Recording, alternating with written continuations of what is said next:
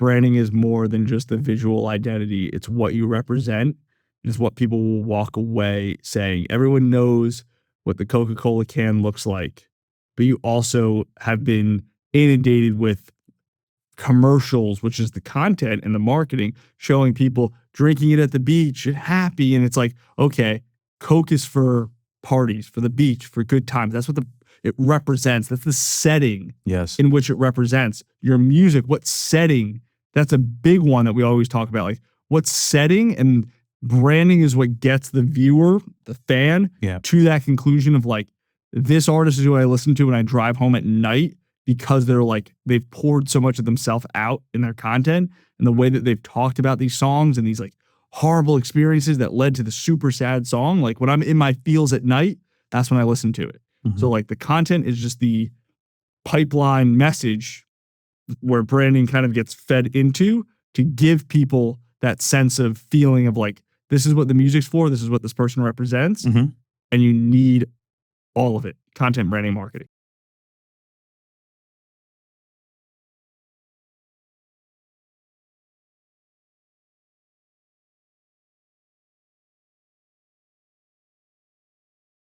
Nick Ruffalo, aka Ruff. How you doing, sir? Good. How about yourself? I'm good, man. I'm excited to have you on the podcast. Real quick, off the top, just want to talk real quick what you do, right? So you are currently now the SVP of Digital Marketing Audience Engagement at Big Loud Rock. Yes. Is that correct? Yes, sir. All right. Plus, you also have your agency as well, which is Unleashed, and you are responsible for, last time I checked, it was not too long ago, it was actually earlier today, it was 200 million plus organic social media views, which led to 60 million plus streams. Might be more now. I don't know. We haven't updated it in like a few months. There you go. So it's probably double at this point, but I'm very excited to have you on the podcast because you're the man who understands branding, marketing, and content like no other. You got 90,000 followers on Instagram, so you're doing something right. And we'll talk about your role at Big Loud and Big Loud Rock and everything that you're doing there and all these other things here.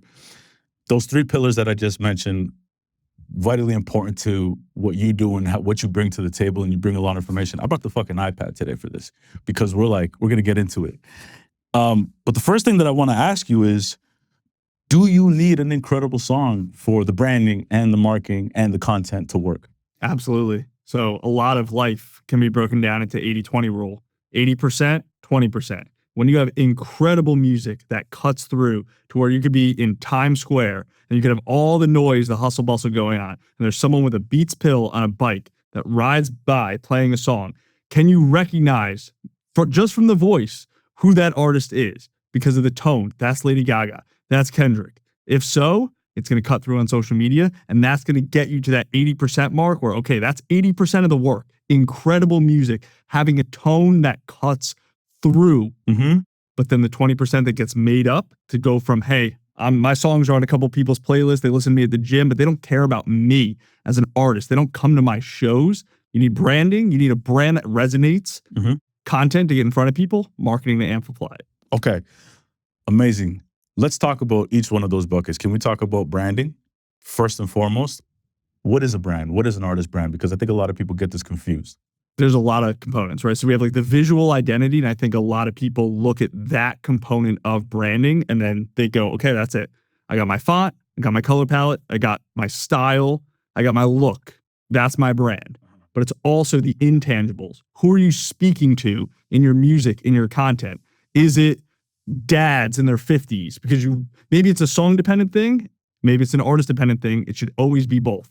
Who are you speaking to? What is the foundation of who you are as an artist? What is the messaging? Like, what can people point to and say, this artist represents that? They are that. That is the brand foundation. And then all the visual stuff is just the icing on the cake. So when you talk about that part, let me just play devil's advocate or like some pushback on the artist side. The artist would be like, well, I'm not trying to find who the audience is. I'm just singing songs that mean something to me. And if they connect, amazing.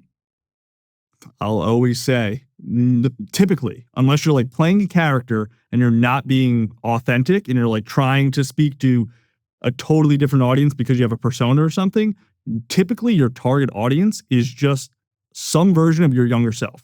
That maybe you're writing music because you had a breakup 7 years ago. There's a lot of bands that are still around that were hot 20 years ago, still releasing music. And like the front man might be married with kids now, but because they want to go back and do a more depressing album, it's like, hey, I got to pull from somewhere. I got to pull from my high school breakup. And that's how I'm getting the inspiration for this song. So you're still like writing music from a place of your younger self. And that's like who you're speaking to. Maybe it's not an age thing, but it's like an experience thing. So at some point you are speaking to another version of yourself, and that version just exists in the millions. You just got to find them. You got to find them, which is something that your agency, you're great at as well, and really dissecting that. It's funny because I hear you talking about your younger self, but a lot of artists, I find, they don't connect because of what Carl Jung calls, the shadow. Right? And it's just like artists don't go deep enough to who they are, and they suppress certain things about themselves where then they can't really like live life to fulfillment or even be able to connect with people at a very macro level. And one thing that I hear you talk about a lot is the archetypes that Carl Jung spoke about. Can we talk a little bit about that and what you mean about when it regards to the archetypes and how it relates to the artist? 100%. Yeah, I mean, everything can be boiled down to an archetype. A brand, characters in a movie, like Jack Sparrow is the jester. Yoda is the sage. We'll get into like that right now, but yeah, essentially every brand, every artist, every character in a movie can be kind of distilled down at a 30,000 overview level of like, they fit this archetype. Are they the creator? And a lot of artists will say, because I create music, I am the creator. But if the creator is somebody who drives like a totally left of center sound that no one else is doing, and they're like completely changing genres, like Fred again in the dance community is a creator because he just, everything he did from sampling like podcasts as his freaking vocal top line and like doing those like pandemic like sets in front of the, like everything created what is now the current modern dance industry. That is the creator archetype. That is somebody who's pushing an entire subculture forward, and they're at the lead of that. Yeah. And like a lot of artists like, I'm the creator. It's like, you don't have to be. Just because obviously you create music, you don't have to be the creator. Right. Let's not like try to change and like get in our heads and be like, I think I'm this, I think I'm that. We'll find who you actually are archetype wise, and then we'll just amplify that. Are you the explorer? Are you somebody who's like, you're always traveling? It could be a very literal, like you're literally just always exploring in the world. Or it could be more like, I'm always exploring sounds. I'm always exploring like parts of myself. I'm never really satisfied just staying in one place. Very different than the creator. The creator's trying to drag the culture forward. The explorer is just trying to like experiment and go within themselves. Are you the jester? Are you like Lil Dicky would be the jester? He has a freaking comedy show. Like, are you comedic in nature? Are you not like, you don't have to force comedy. If you're naturally funny and you want to be slapsticky and goofy in your content and just that's who you are as a person, you are the jester. And you can still build a legitimate, serious fan base being the jester.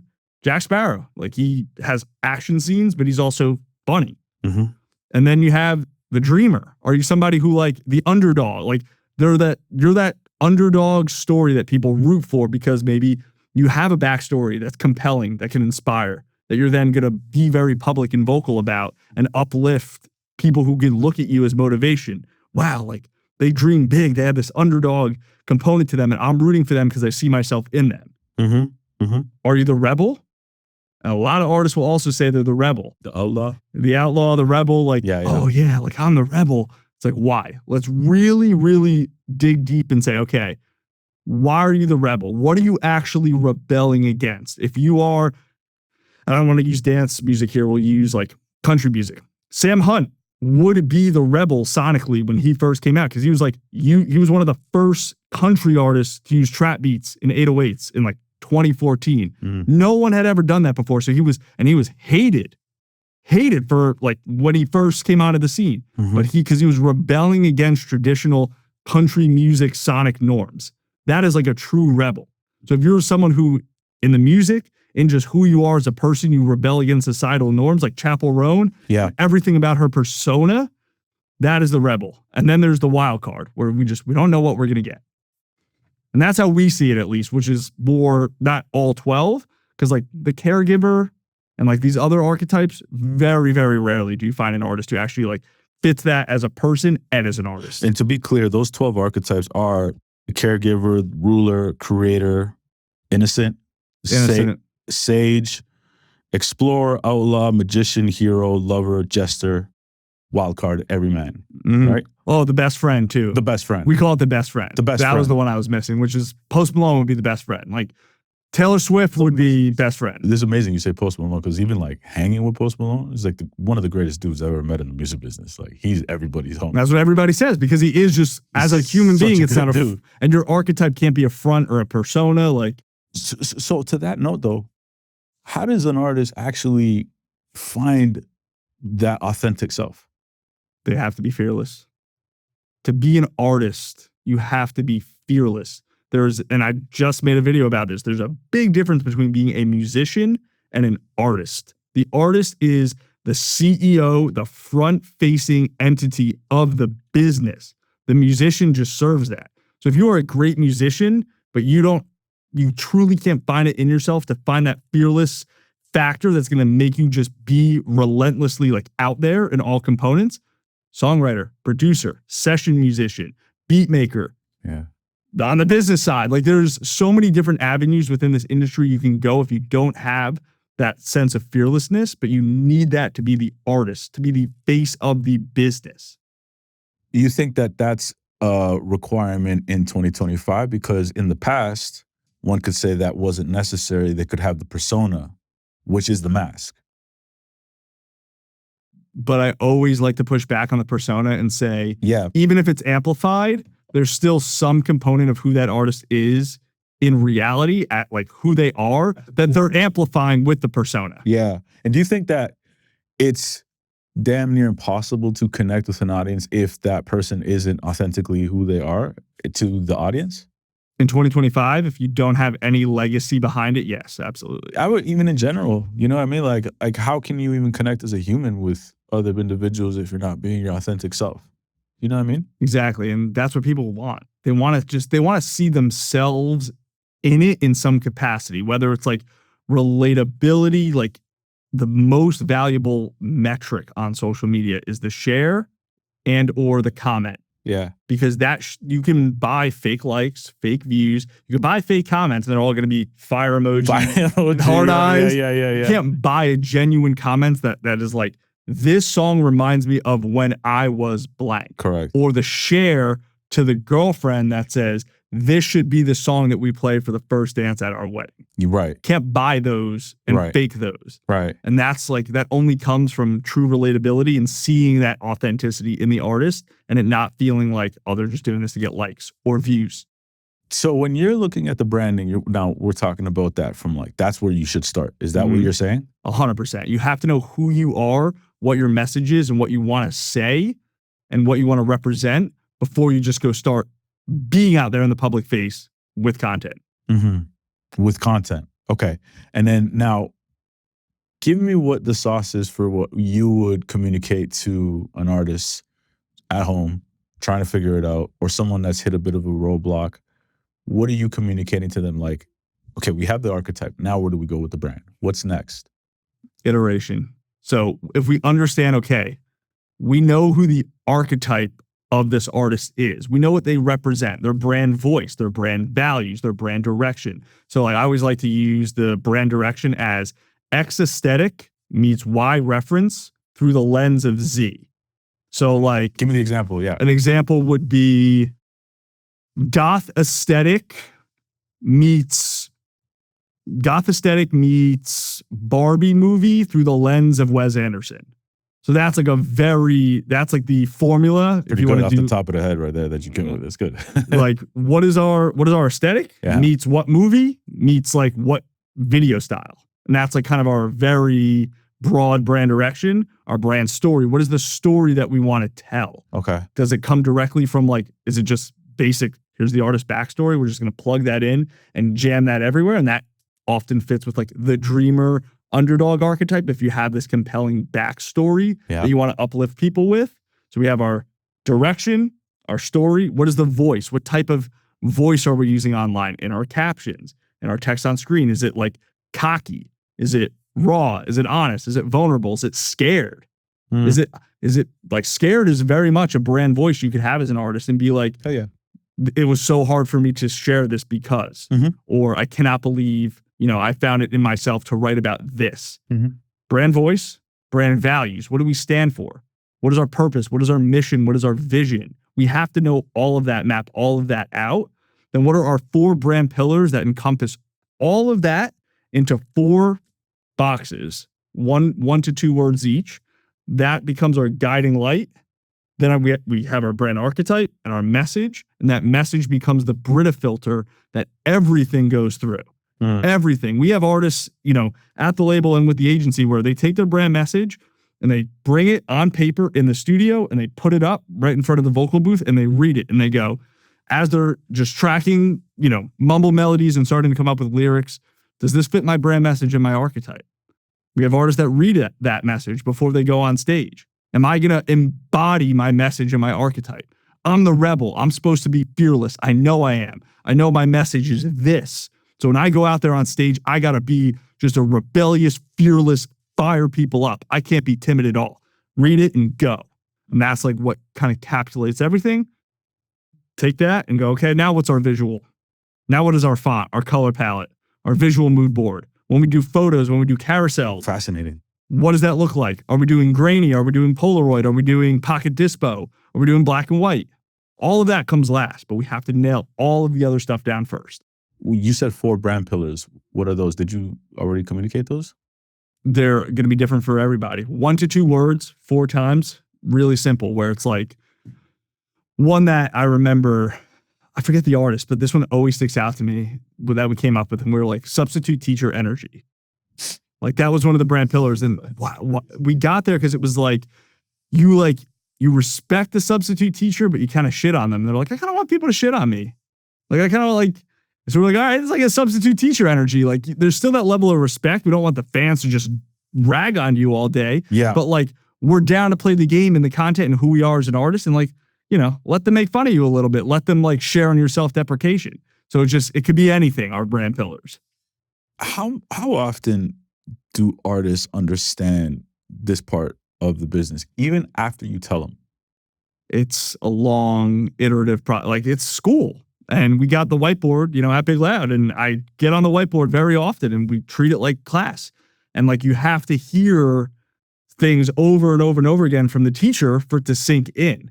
So like you go through my Instagram, like there's videos I'll remake word for word because I know people need to hear this like multiple times. Right. It can't get lost in March 2025. Like you have to hear things over and over and over again. Like you have to understand, I am the rebel. Okay, why until it really sinks in. These are my brand values and they're important because of this. Why? It sinks in. So it's just repetition. That's so fascinating. And if an artist doesn't have this brand, can they cut through, you think, if they're not listening to this kind of advice?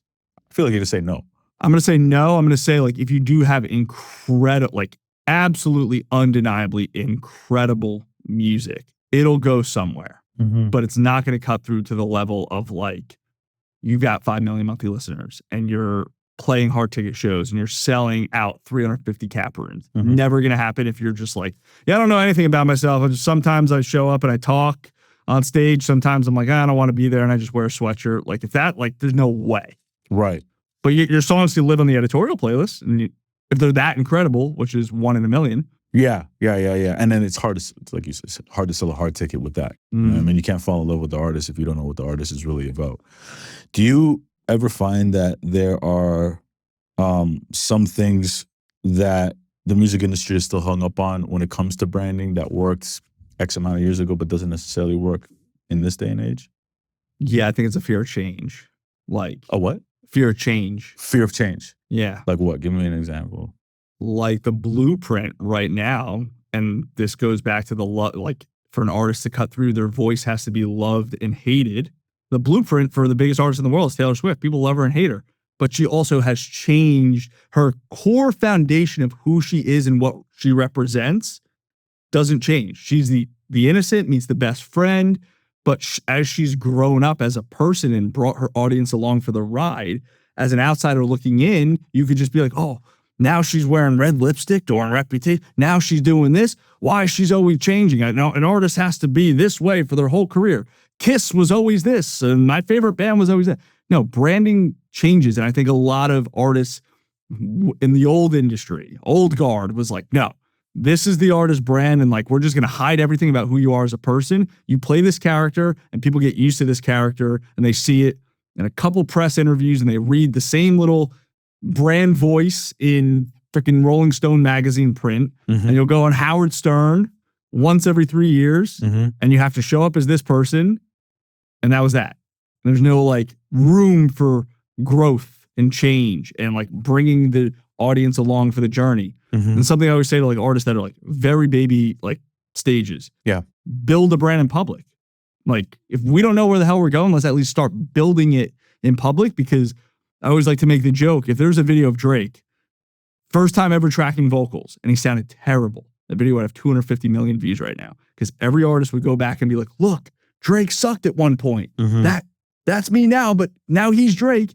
So like you build a brand in public and people will go back and like reminisce and be inspired or see the evolution. Yeah. I always say that to artists as well. I say like, why do you go and you archive all your prior stuff? It doesn't give a new fan the ability to understand who you were before. Like, because if you fall in love, like, you know, talking marketing funnel, right? And we'll get to that. It's like, I'm interested. And now I'm interested in this person. I'm like, I'm engaging. If I only see one photo because this is part of your rollout, like, what about the rest? I'm like, I get lost in what your brand is. Yeah, it's all the time. It's like you overthink things. And it's the curation. And I'm like, I always tell artists and just tell like anybody who's creating content, if you're that scared, there's a little button called Reels Only. Right. You don't want it on the grid that bad because our visual identity might get ruined by this like no makeup video in the car, but it fits the brand voice and the brand foundation because what you said has to be heard by your audience, but it doesn't align with their visual identity. Reels Only and TikTok. How often are you finding managers that understand that more and more, this part of the business? Very rarely. Tell me more. I mean, why is that? That's crazy. Okay, go on. Tell me more. I mean, the manager's the COO of the operation. Yes. And that's where I'm sure that could even be a controversial statement because managers will say, I'm the CEO. No, you're good the managers will say they're the COO. Yeah. Bad managers and that. Or I'll equate it to what I'll say. If you're going to say as the manager, not to cut you off, I'll get back to that. If you're going to say you're the CEO, you should know that there's a chairman that you have to answer to, and that's the artist. You're always going to be second, but go on. And that's exactly like where it starts. If you're the manager and you're saying, I as the manager and the CEO, already you've lost. Because you need to understand, like, you are the operations. You have to maintain great relationships with everybody. Don't go fight the label. Don't go fight the intern assistant who had a typo on the tour flyer that got fixed and no one saw. Like, you cannot make enemies. And I see a lot of managers that like make a lot of enemies for no reason. And then there's too many cooks in the kitchen to where like our process with the agency and at Big Loud, and this is something that we're huge on, is we have to be one-to-one with the artist. Okay. Like we have an onboarding form that all new signings go through, and it's a process for us to learn about them before we take like the first branding meeting. And we always say, the manager cannot fill this out. The artist has to. We have to hear direct from not what the manager thinks the artist is going to say, what the artist says. And everything we do is, when we're talking the vision calls that we do, when we plan content, we plan narratives, we plan everything. We have been steadfast from day one. It has to be with the artist. And the managers that understand that and are like down to play ball and love that are the great managers. The ones that are like, nah. And especially if the artist, you know that the artist wants to follow that process and the manager's telling you, so-and-so's busy. I'll just take this call and yeah, no, I don't think that's it. It's not, doesn't look cool. Doesn't look viral. You're just digging a deeper hole for that artist who wants to come in and do something because they're the rebel and they want to do something rebellious with their content. And you're like, nah, I didn't see a so-and-so viral artist do a video like that. So my artist isn't going to do that. You get that often? Not often, but some every now and again you get that? Yeah. It's misguided. And listen, If you're an artist or manager watching this episode and you're trying to advance your career, execution and great advice is absolutely necessary. That's why I'm offering private one-on-one strategy sessions. These are fully personalized, just you and me tackling whatever you need in your career. Now look, with over 16 years of experience working with artists like Jesse Reyes and Eminem, or managers like Troy Carter and Tyler Henry, and brands like Nike and the Toronto Raptors, I can help you map out your next moves. Now, whether that's, your personal brand, creating a marketing plan, or building out your content schedule that actually provides results, or simply navigating the music industry to whatever is most relevant to where you're at, I want to help. You can now book a one-on-one consultation session for a fee with me through my Calendly. Find the link in the description below. Now let's get back to the pod with my man Ruff. Misguided. Lucky everybody in our wheelhouse is great managers. Yeah. Well, I'm just saying, like, because your agency, I'm sure you get hired a lot because you give great advice and you execute as well. But I'm sure there are people that you talk to where you're like, we can't work with you because all the time. All the time. Instantly. Okay. What are some key markers to identify that you're saying this won't work? There's a big difference between it's the Dua Lipa album, but like having like radical optimism and being optimistic and being delusional. And you have to know the difference. Mm-hmm. And typically the manager can be delusional. The artist is almost always delusional in those situations, to where like you got to understand where you're at on the artist ladder and be able to be like, okay, you're telling me it's July 2025. They've already booked Coachella 2026, but you want to headline Coachella 2026, and we've got anywhere from 6 to 8 comments every time you post your music and like push the music. So let's start with saying, okay, our next step on this ladder is let's stop thinking about Coachella. Let's say, okay, every time we push the music, 6 to 8 people care. How do we get 12? How do we get 12? That's it. On the low end, we're 2xing our low end average. That's all we care about. Which is amazing.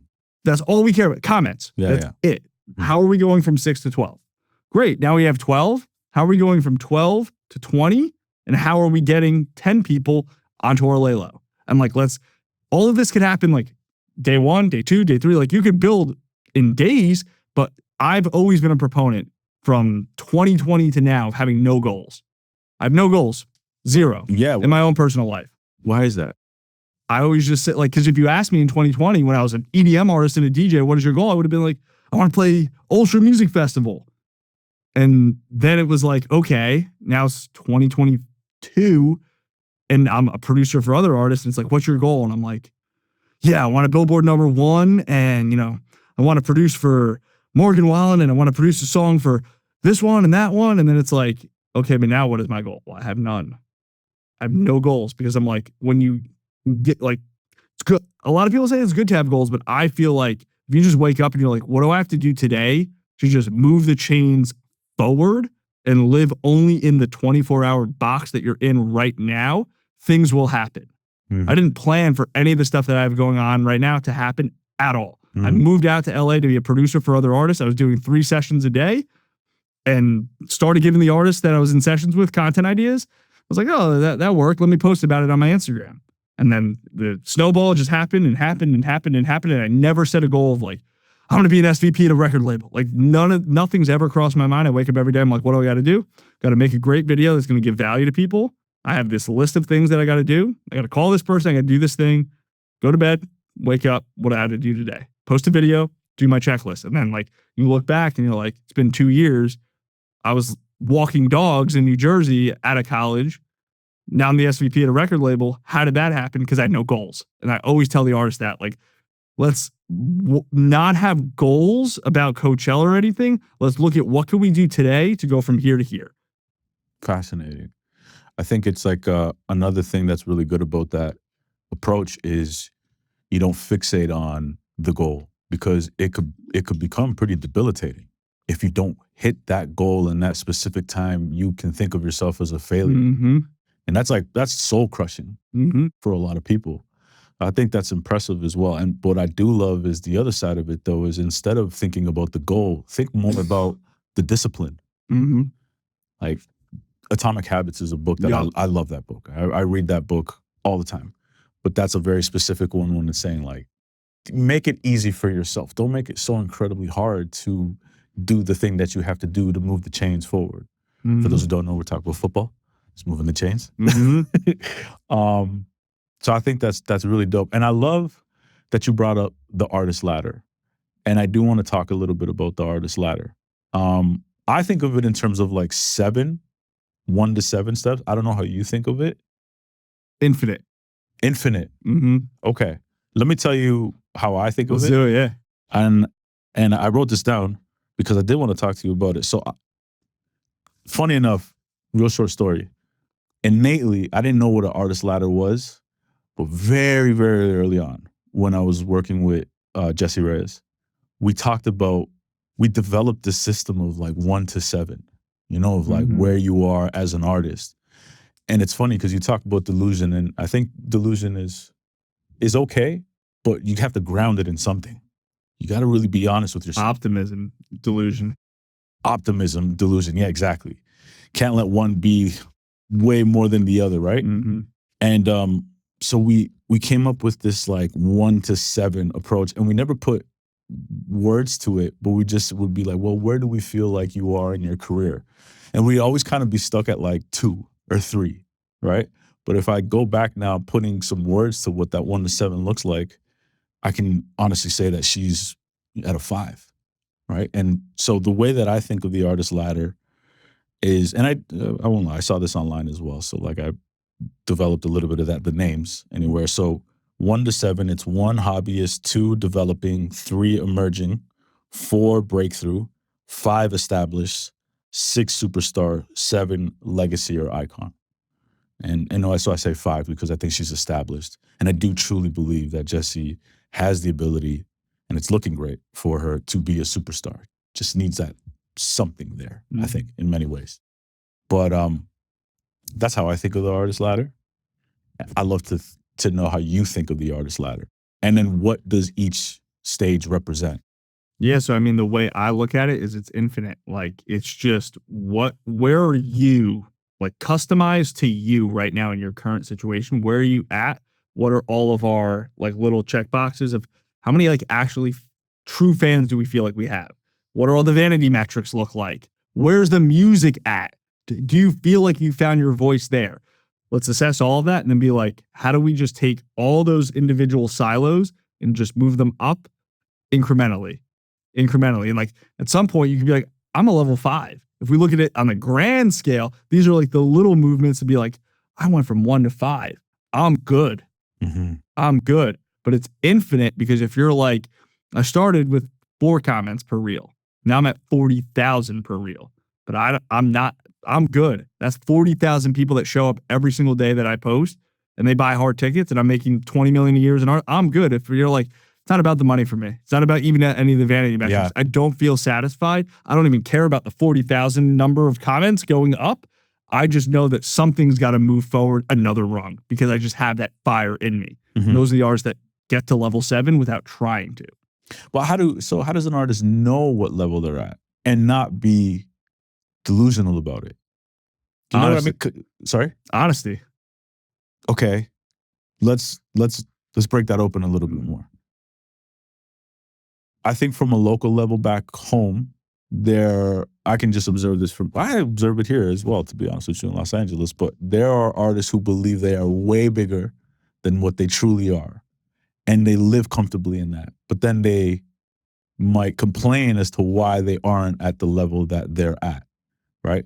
How does somebody get away from that kind of thinking? Do you understand what I'm asking? Mm-hmm. Yeah. It's having the right support system in place, whether it's, a manager or someone at a label that can have that conversation and be like, I understand that you've got the fire in you to get to a level 7, but let's look at, that's the grand Dios ladder. Mm-hmm. But let's look at the micro ladder and be like, okay, hey, I don't mean this in a bad way, but we're just here.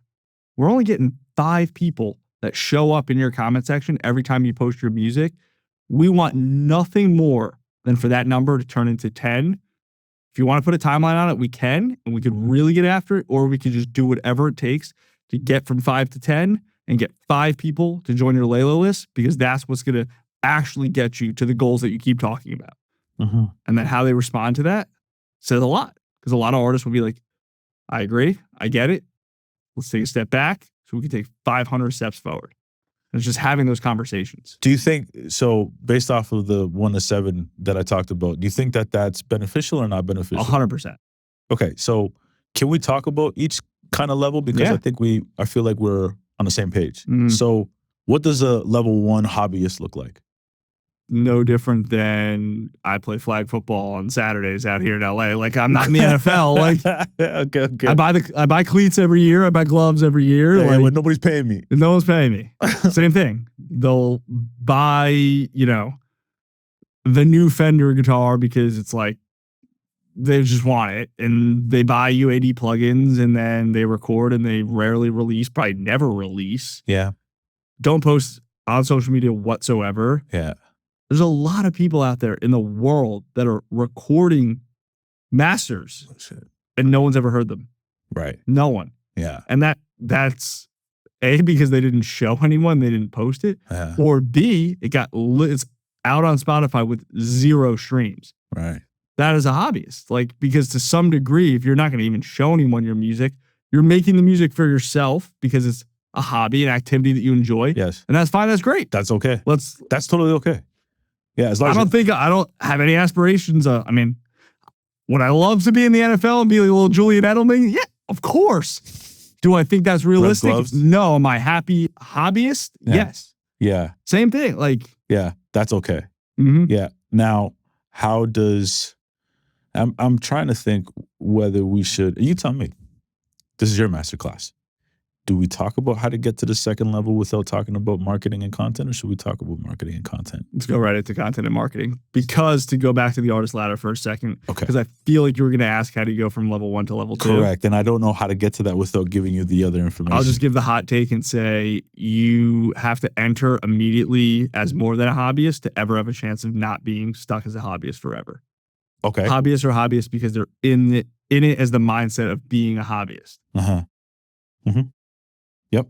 So let's talk about the marketing and the content then. So is there anything else you want to add when it comes to the brand side of things? I'm sure we'll touch back on it. We'll probably end up circling back when we get into everything. But I think the main takeaway just for the audience is like branding is more than just the visual identity. It's what you represent.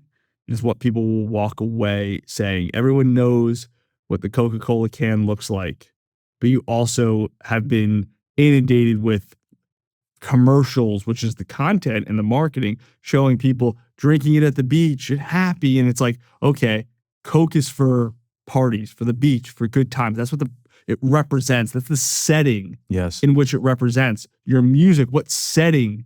That's a big one that we always talk about. Like, what setting? And branding is what gets the viewer, the fan, to that conclusion of like, this artist is who I listen to when I drive home at night, because they've poured so much of themselves out in their content and the way that they've talked about these songs and these like horrible experiences that led to the super sad song. Like, when I'm in my feels at night, that's when I listen to it. Mm-hmm. So like the content is just the pipeline message where branding kind of gets fed into to give people that sense of feeling of like, this is what the music's for. This is what this person represents. Mm-hmm.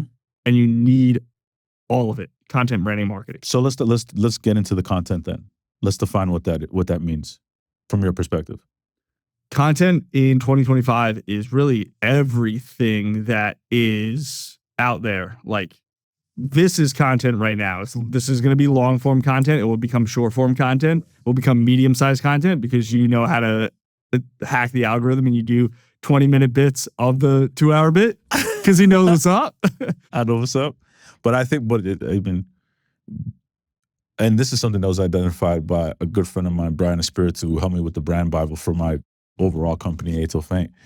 But and I use this as a North Star all the time, but I think of my company and this podcast as the sage. Mm-hmm. Always trying to give value, always giving information, always doing my best. That's what I lead with all the time. So the content is informed by that at all time, which is why I think it works. Because I'm clear on that direction with the content. Go on. 100%. Content is everything. And I think I was going to get to this at some point, but now's a good time to bring it in a micro level, because this is like a 30-minute tangent if we want. I don't want to go there yet, but you have so much power as the artist today, because if you're not willing, no one can force you in front of the camera. Yeah. No one can force you to press post. And if you're not a level 5, 6, or 7 on the artist ladder superstar, where there's enough content, aka footage, visual representation of you, photos, paparazzi videos, freaking fan front row, that can at least populate the airwaves, you're not going to make noise. So like, if you are a superstar, you don't have to post anything at all, because there's going to be enough fans and fan pages, or paid for and organically started, and enough just content of the artist that circulates, that they don't have to post. But you have so much power as an artist now, because you have to press post to make a difference. The labels know that. Everybody knows that. Right. So the ones who can press post and do it well, but know that you can't do anything unless that artist buys in and press that post button. Yeah. Nothing can be done. Yes. Everything now. Yeah. And the content also is the music. Well, let's not get, that's the most important piece of the content, in my opinion. We talk about it a lot. Russ, he did one song a week. Nick D does, I think he does one song every 2 weeks.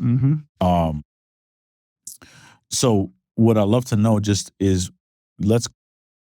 what works for certain artists in terms of content? Because I think one of the things that a lot of artists, a lot of managers, they get confused and believe that because this artist is doing this, it works for them, so therefore they have to do it. Can we open that up a bit? Yeah, that's like the worst thing you could ever do. Especially, I always say there's a rule. This artist had any traction whatsoever before 2022, can't look at them for anything. Different world back then. Okay. Well, Gaga does this in her Instagram. She posts once every 6 months. No, it's Lady Gaga. Or even Olivia Rodrigo blew up in 2021, right? Yeah. Olivia Rodrigo does pre-2022. And really now, because it's like the timeline's extended a little more, like it's really 2023. Because even so much has changed since then. Where like, you can't point to any artist who had any traction, motion, blow up, anything pre-2023, because it was a different world then. What changed? Just oversaturation. Okay. You think it just hit a point? It just hit a point where like, at some point, like Nick D is great. And he was like, probably like not the first, but the first with traction to just take a camera that was better quality than an iPhone and lip sync in front of a camera. Right. Like he was like one of the first. There was a point in time where taking the concept of a budgeted music video and condensing it down to 22 seconds and just your chorus. There was a time in 2020 where that was innovative. Right. There was a first and then multiple firsts to that.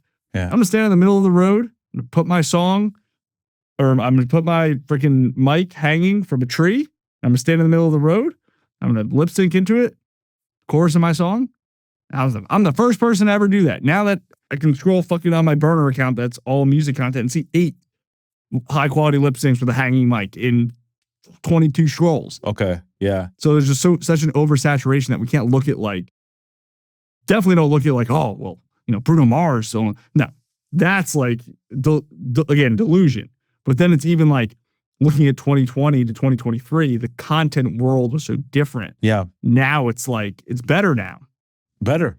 Because there's people know that. Or more refined, you mean more refined, and there's just more formats that exist that different audiences are receptive to. Yes. So you guys, you find your target audience better if you understand the formats, because it isn't just back then there was a minute where everybody during COVID, when you couldn't really link up with videographers, and that wasn't even trending or anything.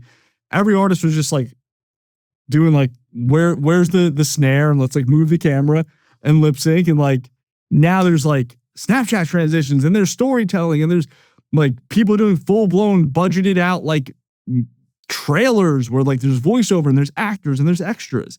So there's so much opportunity now. So what content does work, do you find?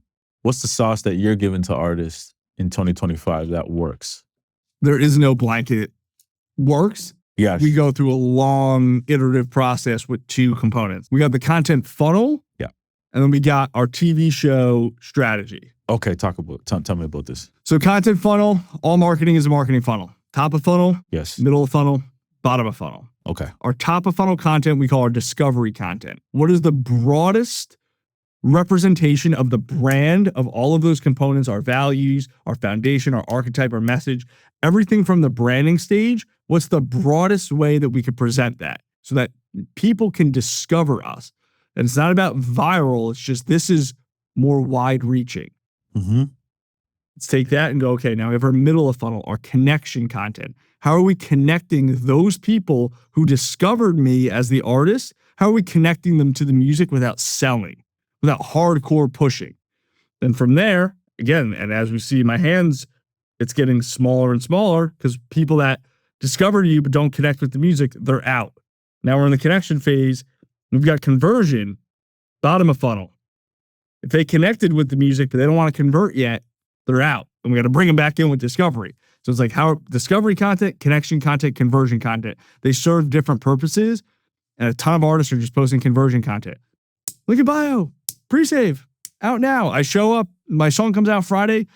I post the cover art. This song's coming out this Friday on Monday. Take Tuesday off. Wednesday, one lip sync video. Who's ready for Friday?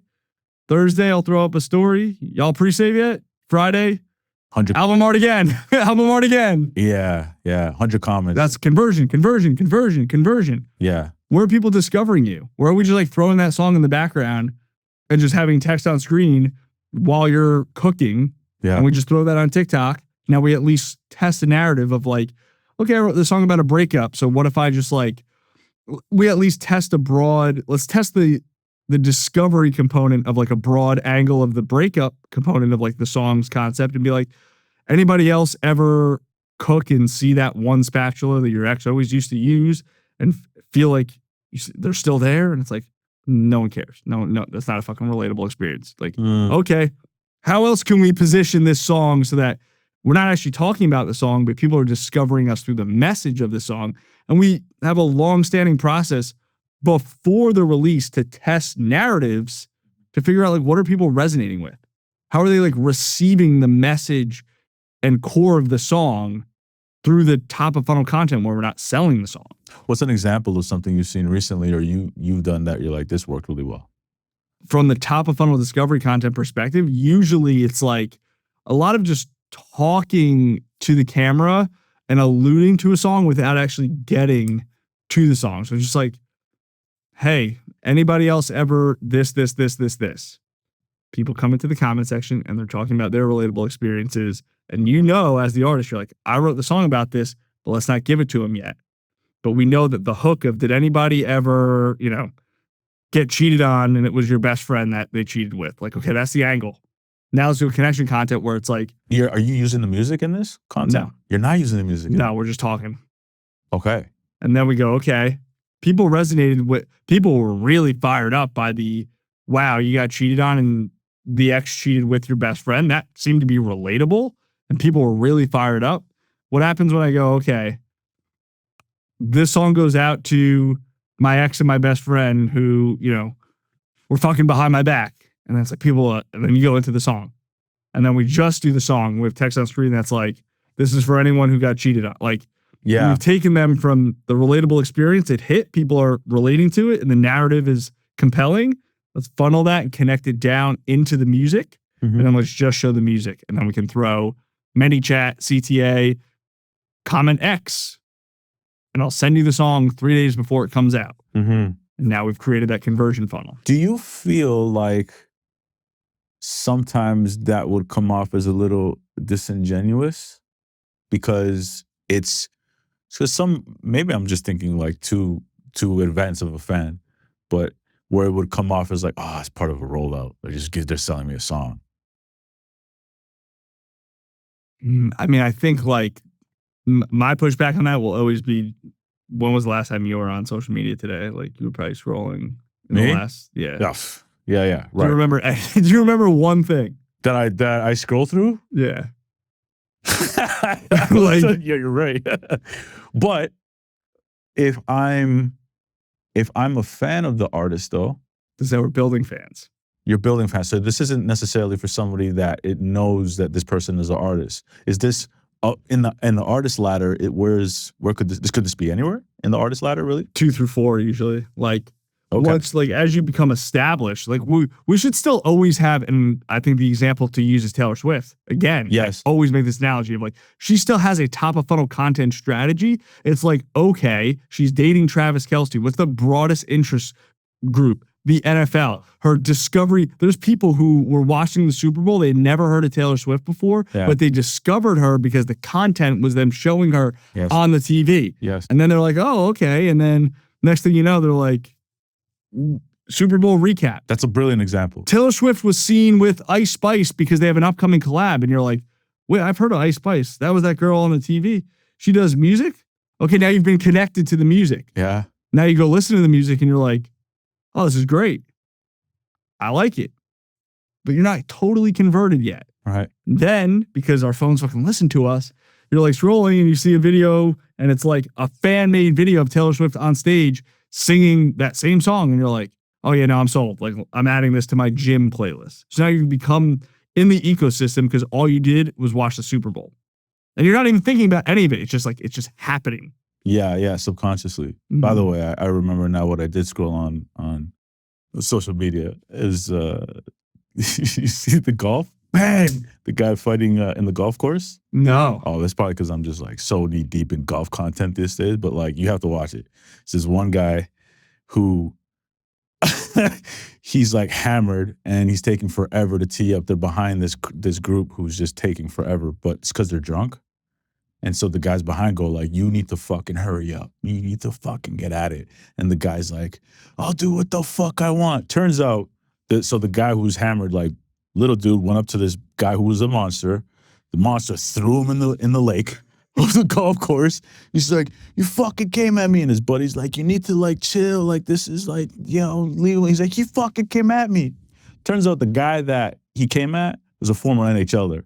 Oh, of course. The guy jumped out of the lake and he's like, oh, fucking come back. And so he grabs him and he's narrating his punches, literally hitting him and going, bang, bang, cracking him in the face and drops him, goes again, bang. He's saying this, bang, bang. And now it's become a thing where like people are doing like oil paintings. They're taking photos of that location. They're just like, narrating, there's second angles that are coming at it. It's this amazing thing anyways. I'm completely digressing, but it's fucking hilarious. But it's connected me to this.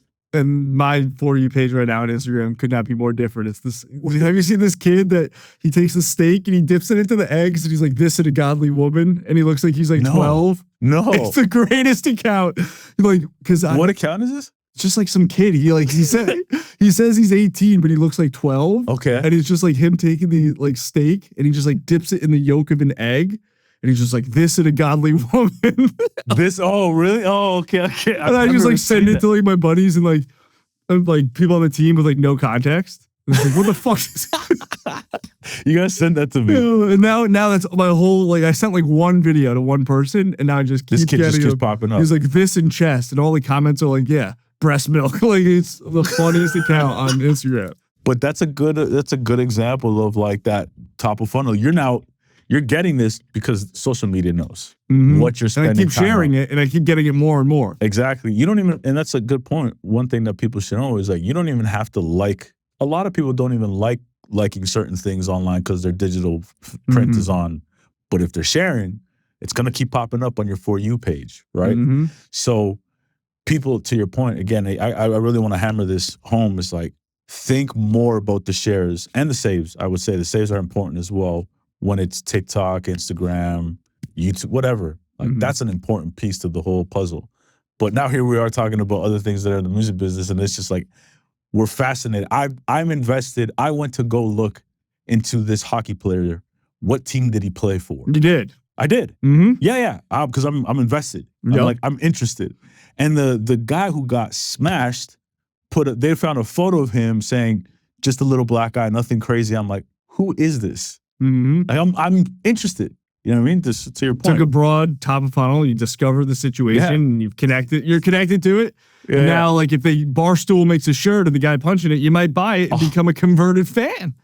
A transactionally financial contribution fan. Yes. Because of a dumb video. Like, it's the world these days. Bottom of funnel right there. Yeah. That's the bottom of the funnel. Oh, yeah. So I love that content. So, okay, let's talk about now marketing, because I think a lot of people get content and marketing confused. I think a lot of people get all these things confused, right?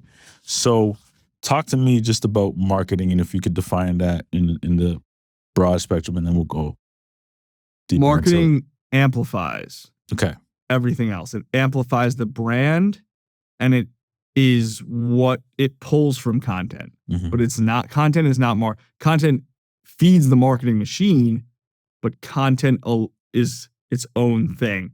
Okay. Marketing amplifies the brand, content feeds the marketing machine. Okay. Marketing is everything else. So traditional marketing would have been radio and press and go on Howard Stern and go on Jimmy Kimmel, because marketing also feeds content and they go back and forth. Because if it's like, okay, we're going to put our artist on Jimmy Fallon on Tuesday night when the album comes out on Friday, we're also going to make sure that if our artist says anything that's clippable, we're going to go feed 500 fan pages to clip that moment when the artist said that thing and then run it and run it and run it. That's marketing, because you're taking and amplifying. Paid ads is marketing. Radio, marketing. Getting a bill. But again, marketing informs content, because if we're going to go get a bill, if you're not like The Weeknd, where you throw out one billboard on Sunset and like that'll do some damage. If you're like level 2 through 4 or even 5, and we're going to get a billboard on Sunset, 2025, we better damn well have a content strategy built into the marketing of that, where we're going to do something outrageous on the billboard. We're going to go get content involving it. Like, it's played out now, but the whole like, Danny, you cheated on me. I leaked all the pictures. www.fuckmyex.com. And it took you to the album. And then you get content. And it's like the artist in front of it. Like, I can't believe someone did this to my act. Like, now marketing, traditional marketing, a billboard is informing content. And the content's coming back in. And we're amplifying the video that was the paid ad version of the billboard. And like, it's, they inform each other, but they're different. But speaking of the billboard, so obviously, like, you know, Coachella, you go and you get your billboard on the way to into the what is it, Indio Valley? Is it called? Yeah. Yep.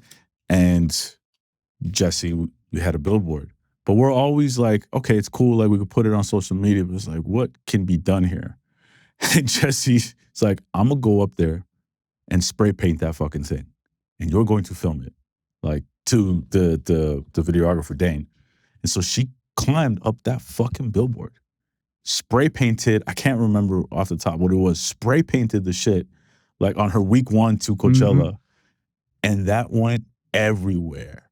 And it went mega viral. So viral that Universal Music Group started to then, the second week, sending out letters of like saying to all the teams, basically, you cannot go up to your billboard and deface it or do any of that shit. It got pretty aggressive with that shit, but it was like a big deal. And there was other components to it, but and it was like, it was like a Jesse idea through and through. It was like amazing when you. That's awesome, and that's marketing that informed content. Yeah. It was insane, and the Outlaw. Yeah, it's part of a brand. Yep, very much. Even on that note, actually, so talking about billboards, because a lot of people will take the photo of the billboard, right? And it's like, got the billboard in Times Square. But we've seen that so much. We don't care. We don't care. As a public, right? Do you think that? Yeah. How does an artist treat that differently? I just gave you a good example, but like, don't do that, because that's fucking dangerous. But like what Jesse did. So please, for the love of God, don't do something stupid like that. And it's already been done, so don't do it. Yeah. But what are some other ways that you think would make the most sense? Because a billboard is a good moment, but it's like, how do you amplify that in a way in 2025? It's just being creative. Like, going back to the Coachella thing, I remember like Marshmallow's big break, where one of the bigger breaking points for him was they got a billboard that was like, what did it say? It was like, I'm working hard now. This was back when like influencers were like selling like the herbal teas on their like Instagram story in like 2016. It was like, I'm working hard now so my future daughter doesn't have to sell herbal teas on her Instagram story. Or shreds. Yeah, and like that went crazy viral because a bunch of people were posting that and being like, who is this artist? This is hilarious. So that was just top of funnel content. That had nothing to do with the music. Now come see Marshmello. That was just the 2015, 14, whatever year it was, version of top of funnel discovery content. Yeah. People discovered Marshmello through that, had nothing to do with his music, but it showed there's a humor factor here. The guy's wearing a freaking helmet with the X smile face. Phenomenal branding. He doesn't take himself too seriously, clearly. Right. Phenomenal branding on that side. Oh, yeah. Okay, so when it comes to marketing then, are we talking as well as it pertains to marketing, like targeting audience, email, SMS? Are we talking about? That's all marketing. That's all marketing. Laylo, like.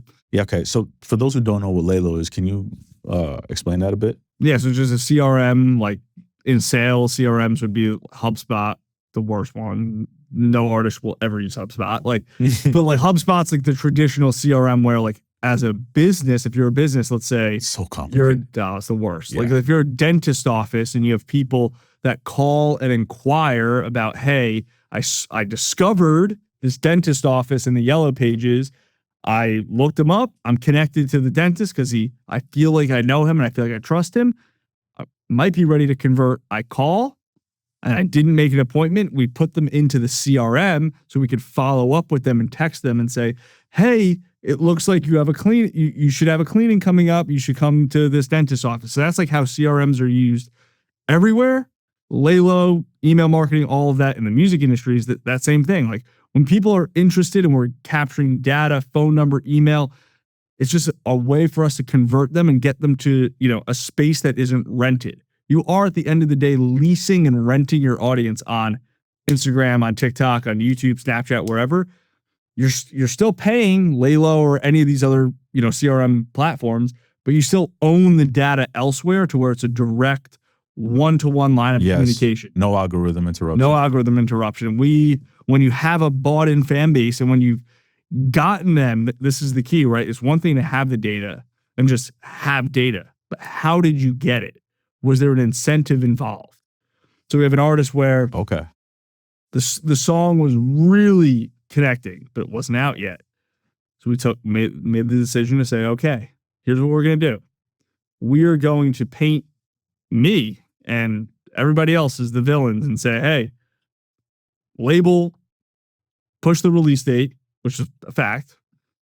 But because there are people that are just dying to hear this song, best thing I could offer you, sign up for this text list. I got a 24-hour link. It expires, but I'll send you the song. Listen to it as much as you want. Got like 30,000 signups. Wow. And like link expired, 24 hours, but people were so gratified in getting the value back of like they actually got something in return. Yeah. We didn't just grab the phone number for the sake of getting phone numbers. Right. Now when the song came out and we texted the list, hey, now the song's actually out on Spotify.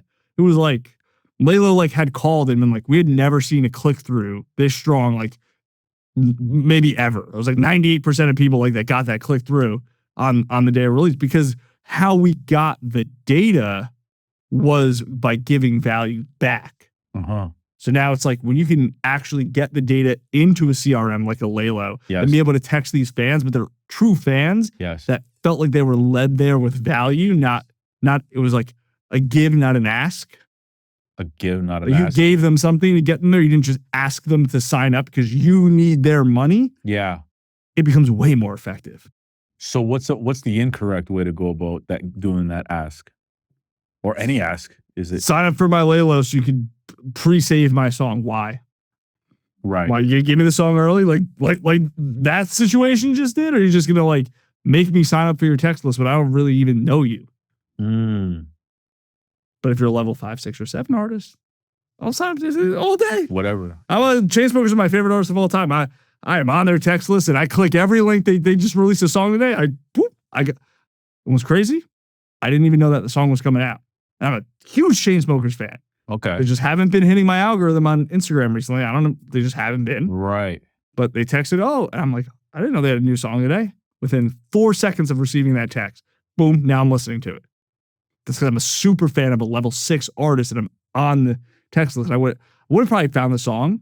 I would have eventually. Eventually, yeah. But on release day, I wasn't product aware without the CRN. And now I'm feeding their Spotify algorithm great data because I'm an active listener. Yes. Active listenership is everything. What is that?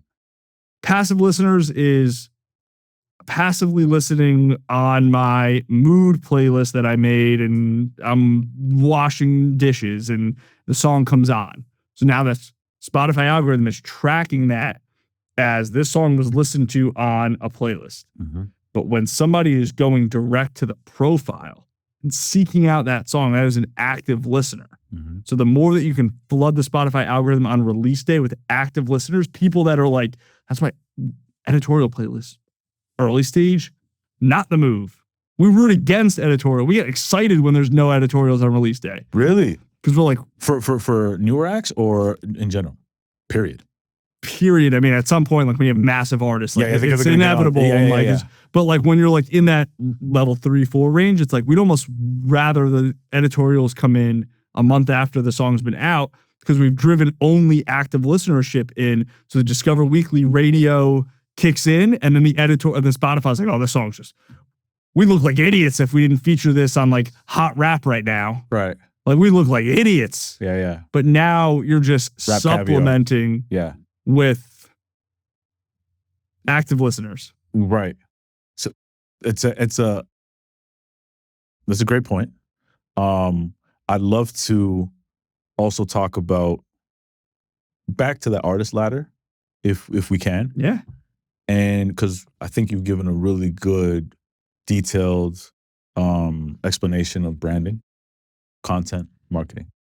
But if we go back to the artist ladder, now can we, with that information, go, how does one get from level 1 to 2? And I know that we can go deep, but this is the point of this podcast. This might be a fucking 3-hour one. Sorry, guys, over here. But like, this might be that. Because I think everything that you're saying is incredible. I know that this audience that's watching is going to appreciate it. And so I'd love to just figure out, well, how do we get to those stages? Do you think that's possible? 100%. Okay. So do we want to play by starting at level 1, or do we want to go with my assumption that if you're immediately coming in as a hobbyist, you're disqualified? Yeah, we already kind of done level 1. Yeah. Cool. So you're disqualified if you're a hobbyist, which is fine. Yeah. But like, we're then assuming if you are level 1 hobbyist, then at that point, like, you have no desire and never will post content. Right. And you don't care. You have no brand. You never want to figure it out. So you're now disqualified. Yeah. So now we're like, okay, I don't know what my brand is, but I'm willing to play the game. Yes. Maybe. So you're level 2? Developing. You're like, I'm willing to play the game, asterisk, maybe. But you're inconsistent. Okay. You don't post it every single day. It's like panic posting is very much a thing for people that are in this situation where it's like they don't post for like 7 days and then like they wake up and they panic and they're like, my career's not going anywhere. And they post like 4 times in the span of 2 days and then nothing goes viral. And they're like, oh my God, I can't. And 4 days go by, no posting. And they're like, oh my God, so-and-so's going viral and I think their song sucks and I think my song's better. Let me just post my song 7 times. It's all conversion content. It's all bottom of funnel. I'm just lip syncing and I'm like, please listen to my song. Please listen to my song. No one listened. Oh my God. That's all very much level 2. Okay. And like you can be in level 2 and never, and if you're that kind of artist, you're never going to move up. Okay. But at least you're playing the game. Okay. You're posting. Mm-hmm. Be it panicked and sporadic, Mm-hmm. but then to move up, we have to be out there every single day.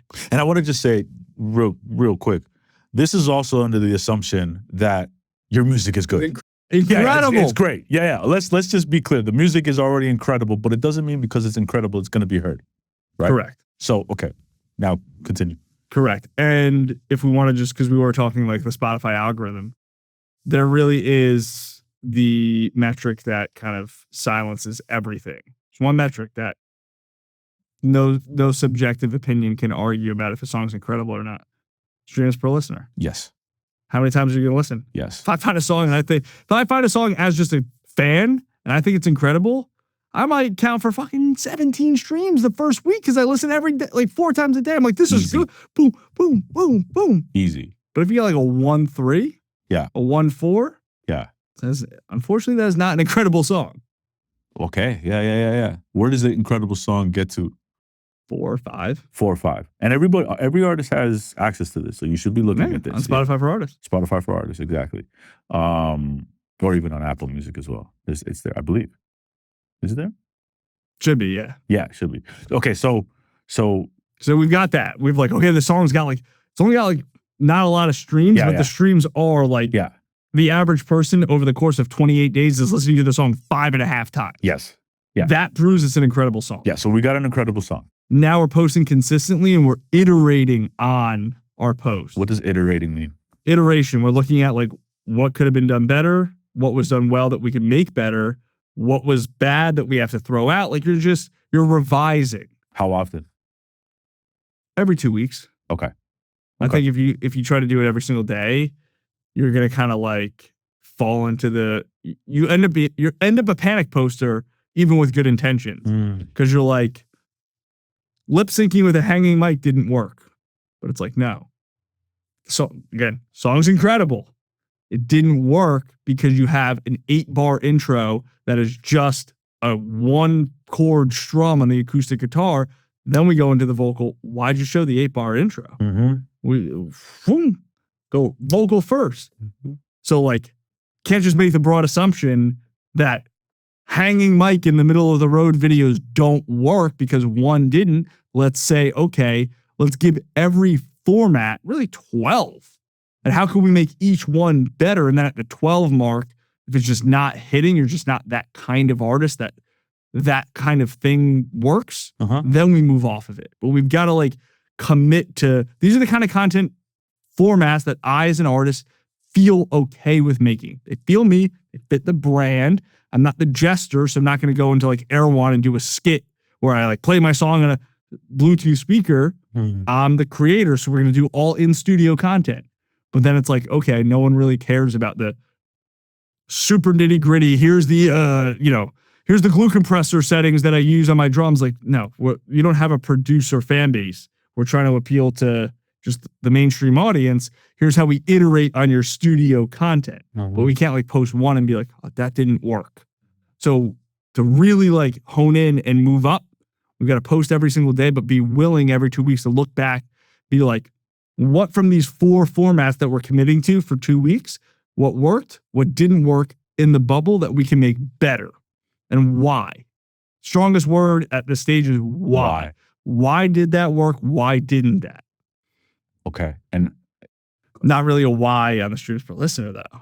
Just that's up to the audience at that point. Did they hate the chorus? Did they hate the intro?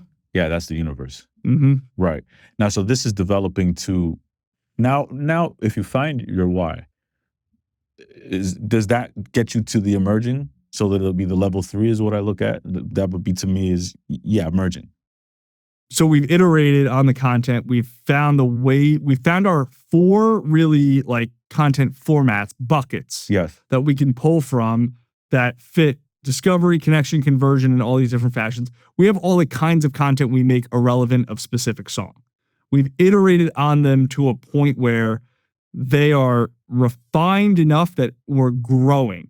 The graph is moving up and to the right on our followers, average comments, streaming, everything is trending upwards. How consistent do you have to be with the posting? Every single day. Every day. More than I post twice a day. There's a hot minute I was posting 4 times a day. I post 5 times a day. Boom. There you go. Yeah, but not everybody gets the 5. Some things, but for different reasons. Mm-hmm. Right? But anyways. So how is someone that posts 3 times a week and compete with you? You're not competing with other artists. You're competing with every form of media out there. Netflix, ESPN. Yeah. The guy punching the other guy on the golf course. You're competing with all of that. Yeah. Barstool Sports posts how many times a day? It's a fact. All those kinds of accounts that just thrive off memes, they post like 80 times a day. Easily. You're still as an artist competing with that for space on the airwaves. Just like the top 40 is the top 40 because there's 40 songs that they're going to play. Mm-hmm. You're competing within that. You're competing in the top billions of content pieces that are posted daily. Okay, I think this is an important part where we should talk about the mind state of the artist who is actually going to be able to do this. Can they do this? No, we're in level 2, developing and trying to be an emerging. Let's talk about that, because how do you not burn out? Do you do it with a team? What if you don't have a team? Are there any hacks around this? Like, how do you become a great musician but still have to post this content once a day? How are we working through these things? Scheduling. Okay. This is a dream job. Yeah. To say I am a level 7 icon artist, that is how many people's dream. I would do anything to be a superstar. Mm. This is my dream. What world would we live in if your dream wouldn't have parts that aren't so glamorous and fun? That's a fact. I want to be an NBA player. I don't want to go to practice. I don't want to run wind sprints. Then you will not be an NBA player. Mm-hmm. Like, I want to be a doctor. That is my dream. I would do anything to be a doctor. 8 years of school. I have to pay hundreds of thousands of dollars in debt. I'm good. Now I don't want to be a doctor anymore. Every dream job has components of it that are not so glamorous and fun. And you have to figure out how to orchestrate your schedule to say, here's when I have the fun. And fun for every artist is different. Yes. Some artists hate making music. Yeah. They just want to be on stage singing other people's songs. Yeah. Superstars are like that too, so that's fine. That's a fact. So like, all right, the shitty part for me is the songs and recording. Mm-hmm. The fun parts for me are making the content and being on stage. So it's different for everybody. And we have to just, we can get biohacky with it and be like, I'm like, weekends are supposed to be for fun. I film, script, edit. I do all my content 4:30. I'll be up at 4:30 tomorrow. I'll script until about 3 p.m. Then I film until 8, and then I send everything to the editors, and they edit all day Sunday, and I'm good for the upcoming week. You? Yeah. Sorry, you said you wake up at 4:30 in the morning? Every single day, yeah. No, for sure. And then you're scripting and shooting till 3 p.m. or script? I script for till 3. 3 p.m. 4:30 to 3 p.m. So you're doing this for 12 hours. Oh, my Saturdays are all of this. Oh, this is your Saturdays. It's not every day. Saturdays. Okay, gotcha. Because I'm like, weekends are supposed to be fun. And this is fun for you. This is the Work. not so, it's work, but I'm like, it's fun and it's not, but I'm like, hey, this is what I have to do. Yeah. Because I can't do it during the week. But hey, to be on this podcast and to have the opportunities I have and to be in the roles and places that I am is because of the content. And I do love it, but it's also something that I know it's a part of the job. And that's how all the most successful artists are.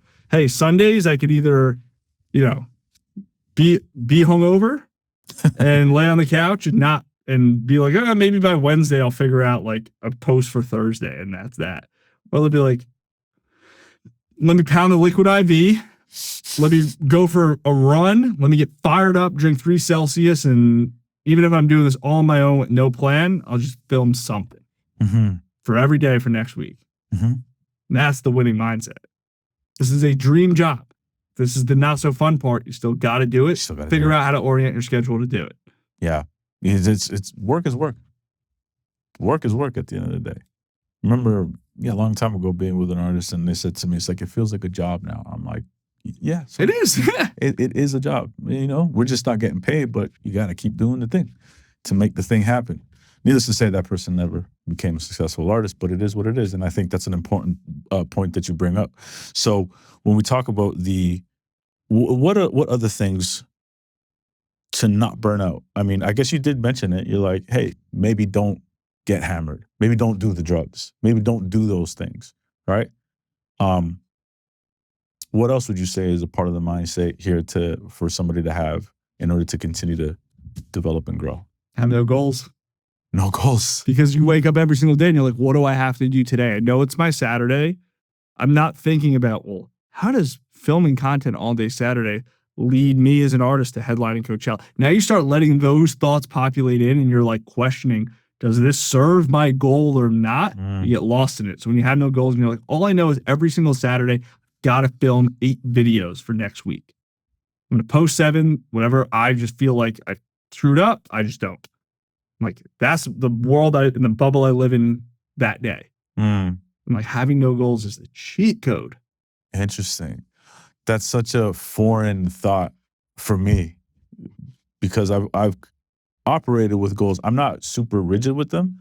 I write them down, put them away, and then something in my mind connects to what that goal is, but I don't even remember it. I look at it at the end of the year and I look, oh, what did I hit? What didn't I? Oh shit, I hit like 80% of these things. But I have a lot of discipline to get to that point. So it's such a foreign concept for me. And I'm sure that well, I wouldn't be sure, and I'm sure we'll talk about this in a bit, but like at the label, that's a tough thing to talk about as well, at least at a good label, because they talk about like, let's work back from like album release, tour, like how do we get there from like, 18 months, let's work back schedule. And it's like, okay, that's a plan. But what is our goal? We have none. What do we have to do today? What's the part of the plan we have to execute today? Is the goal this many streams? The goal is 100 million streams on this song. Okay, great. But today, someone else is saying that. I didn't start that, but I'm gonna block that out and I'm gonna say, what do we have to do today? We got 2 video options. They're both 80% edited. Which one can we get to 100% and post today? The other one we have to finish and post tomorrow. That's tomorrow's problem. Today, this video has to be as good as it can be and posted today. That's all we worry about today. Now, are the marketing practices the same from developing to emerging, or do they change from each level, or are you staying consistent with that?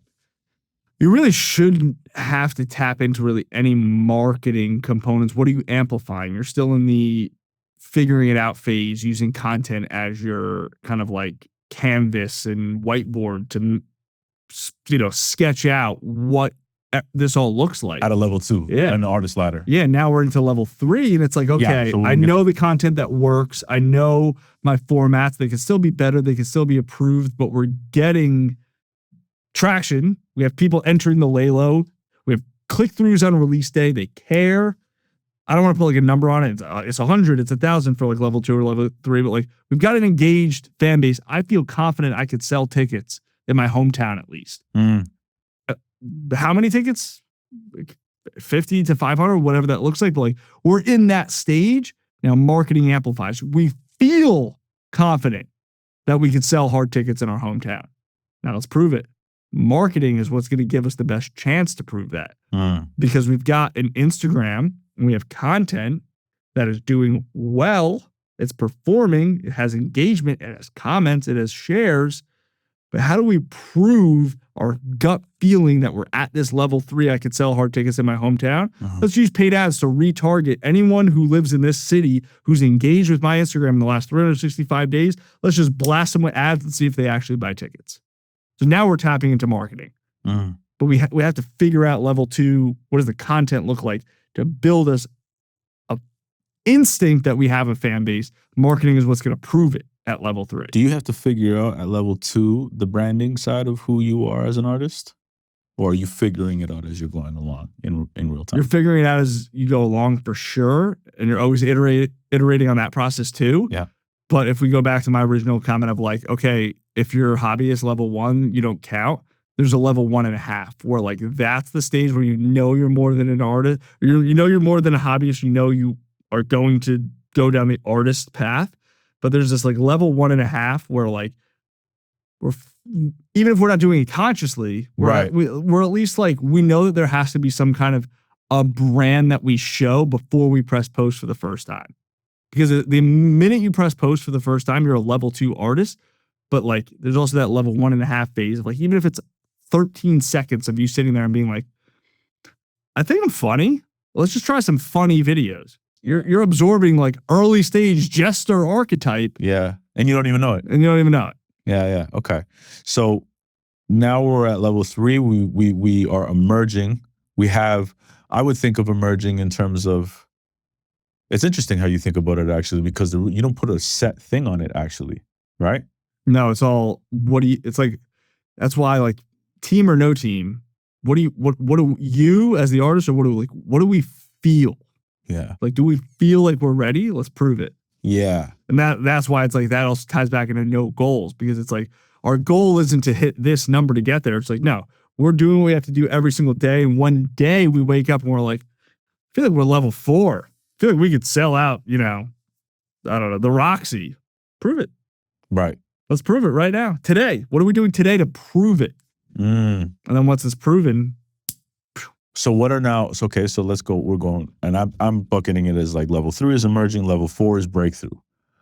What are some of the things that we are thinking about for branding, content, and marketing going from level 3 to that level 4 where we are selling the Roxy? We sold out the Roxy. We sold out the Roxy in 24 hours.